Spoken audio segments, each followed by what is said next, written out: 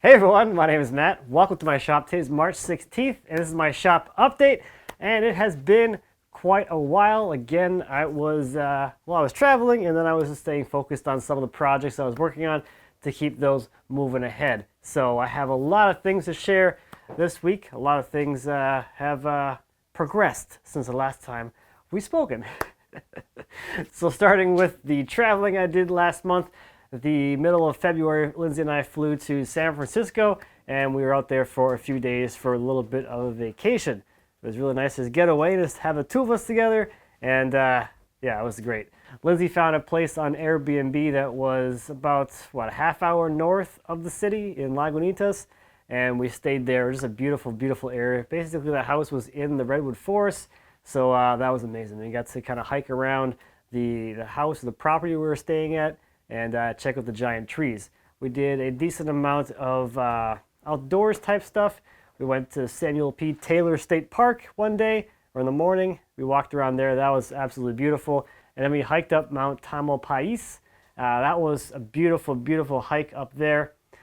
We spent a day in Helzberg, and we did a few wineries and vineyard tours.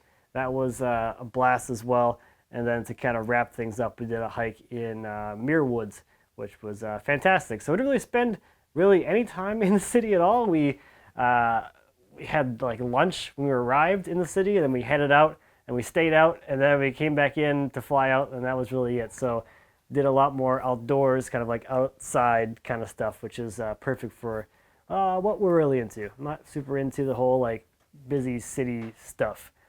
I live here in a city. I can do city stuff anytime.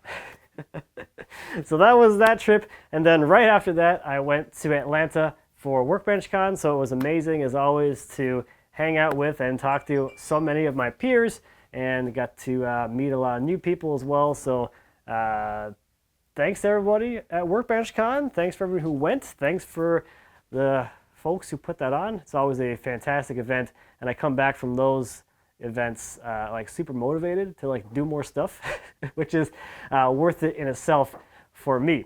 So what's going on here in the shop? Well, first off, the garden bench is a little further along than it was last time. So this thing is done, which is super nice. So this all finished up with some pre-finishing.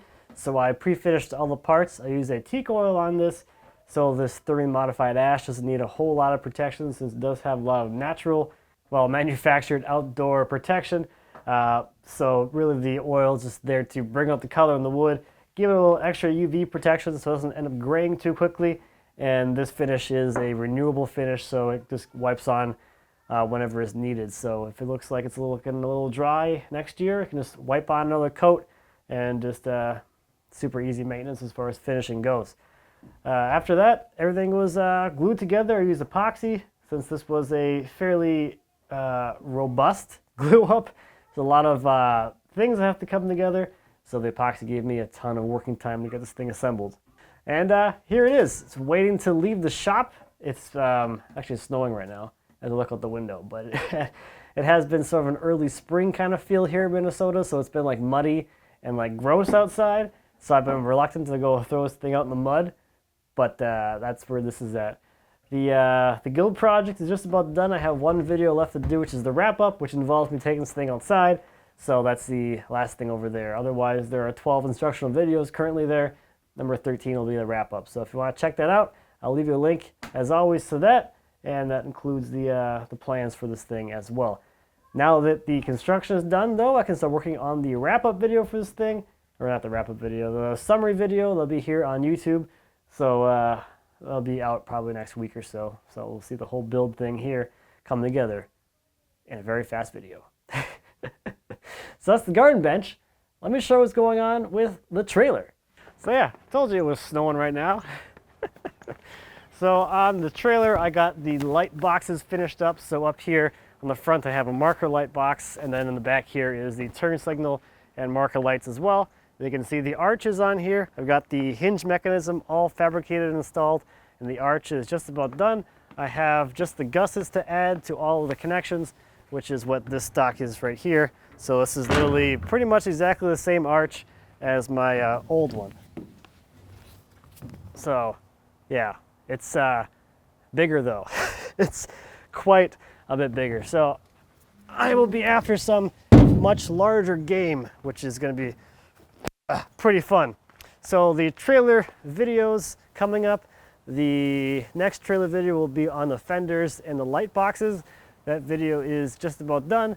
And then the arch video will come after that. That will be almost done as well. So a couple trailer videos coming here in the next few weeks for you guys to check out. It's so fluffy. Woo! That is cold. So nobody did guess what I was gonna cut that log into, which was on here on the trailer. I got the suggestions of, what was it? Toothpicks? I think that was pretty much it. Toothpicks. I did not cut into toothpicks, but as you can see, it is gone. Well, the remnants are there on the sawmill. So what did I cut it into?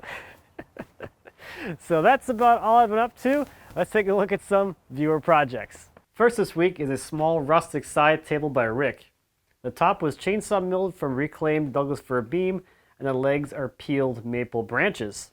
Next are a few pull-out kitchen drawers by John. John used some 9/4 hard maple that a friend of his milled from his yard using a chainsaw mill. He resawed them to make 3/4 inch thick boards and finished the drawers with general finishes satin and mounted using ProMark soft close sliders. Next is a toy chest by Andy. Andy wanted to make something for his new son before he arrived. He put together this black walnut and white oak toy chest. The lid is made from home milled lumber, but the case itself is made from someone's milling offcuts that he purchased off Craigslist. Andy has a nicely done build article which goes into the details of the toy box's construction, including a router jig to make those large finger joints. And you can also find more of Andy's work over on Instagram. I'll have links to everything down in the description below. Now coming up in the shop will be the router bit cabinet, which I started on last fall. So I did finish gluing up the case this week, so that is ready to keep going. So we'll see more of that here in the next few weeks. But other than that, that's all I really have going on. I hope you are staying safe in this interesting time and maybe taking advantage of some of the perks of it, I guess. For us, Lindsay's working from home this week, so we get to see her, well, at least an hour and a half more per day because she's not commuting. So that's the silver lining for us, at least. But I hope you're safe and hope you're all well. So yeah, that's about all I have for this week. Thank you as always for watching. I greatly appreciate it. If you have any questions or comments about anything I talked about today or anything here in my shop, please feel free to leave me a comment. As always, I'll be happy to answer any questions you might have. And until next time, happy woodworking.